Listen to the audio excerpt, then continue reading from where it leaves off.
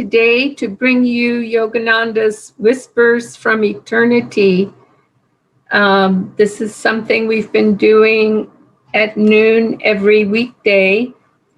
And we're doing them in order. Today's is number 165, The Fire of My Ambition and All My Rainbow Dreams Are Focused on Thee. It's number 166, excuse me. I have sought to buy everything but thy plenty. I pray now, give me thyself.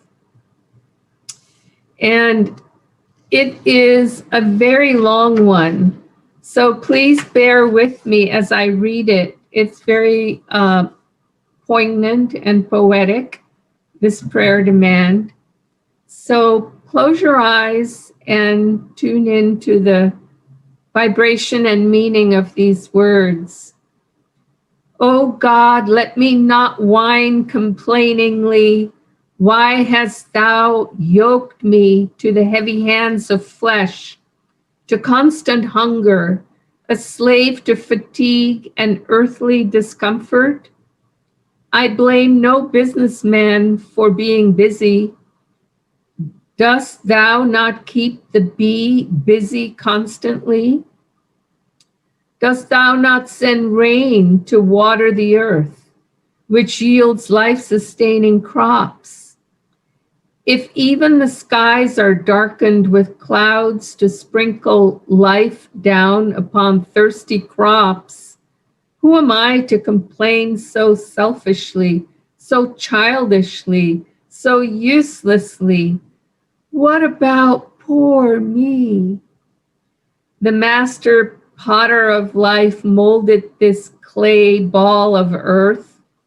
He keeps it busy, ever whirling in its orbit, holding it ray-strung to the sun, around which it rotates in ceaseless rhythm. The cosmic potter busily forms by the trillions fragile vessels of flesh on his revolving wheel of life. The amoeba, the butterfly, the whippoorwill, the gigantic fiery-eyed bodies that wander on vast tracts of space, growling their own variants of Om, all must do some aspect of his work. Even the fickle lightning in the sky must do its bit to help with the spraying, timely showers. O Lord of all life, thou art the busiest worker in creation, ever alert, noting the fall of every sparrow, attending to the slightest scratch of flesh, and plotting the course of each meteor. Thou dost produce everything out of thine unseen factory of creation. Thou art the maker and displayer of innumerable artifacts. Thou art also the divine salesman, selling health, mental electricity, and nuggets of wisdom to mankind. And oh yes, thou dost make us pay for everything. We pay in the effort we must put forth to live hygienically and to acquire that food which will buy us good health. We pay coins of self-development for the power that lights the cozy cottage of our minds. We pay gold nuggets of devotion, perchance, to hold thee to us and ourselves to thee. We must give energy in one form or another for everything we receive. Only thou, thyself, art not for sale, though some people try to purchase thy favor. O priceless one, what value can be placed on thee?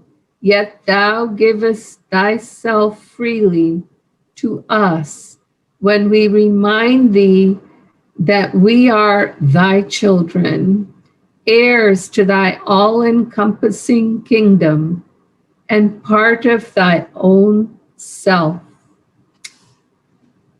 This is such an amazing one.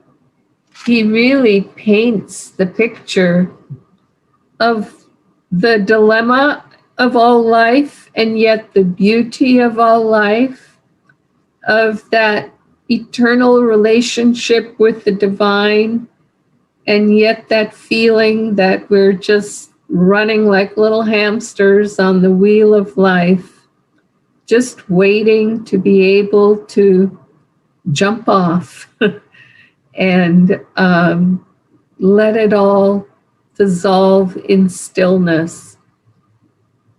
So it's a cosmic view in a way that he paints here for us as a prayer demand to remind us of our human dilemma, and yet at the same time to remind us of our divine promise, or I should say, God's divine promise to us of eternal bliss, bliss, all-consuming bliss.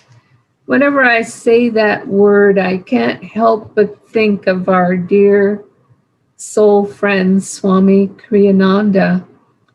And the last few years of his life, especially, he could no longer hide the bliss. It was just welling up in him constantly with tears of joy. He could barely speak for the bliss. And this is ultimately the divine promise. This is ultimately our goal when all of the activities of life that are described in this prayer demand, all of the many ups and downs, all of the, occasional glimmers, occasional parting of the veils when we see the cosmos, when we see the divine reality, when we see that the material reality, seeming realities are but a speck and dissolve instantly in bliss, in spirit, in the light and wisdom of God. So this prayer demand reminds us. It has imagery, it has phrases, it has truth in it that when we tune into it, we all find some aspects that we resonate with, knowing and understanding that we have that divine reality, that we don't want to sort of get stuck and stay in the thought of what about poor me, and we want to expand our consciousness into that divine consciousness, that divine bliss. Joy to you, and we'll see you again on Monday. Bye-bye now.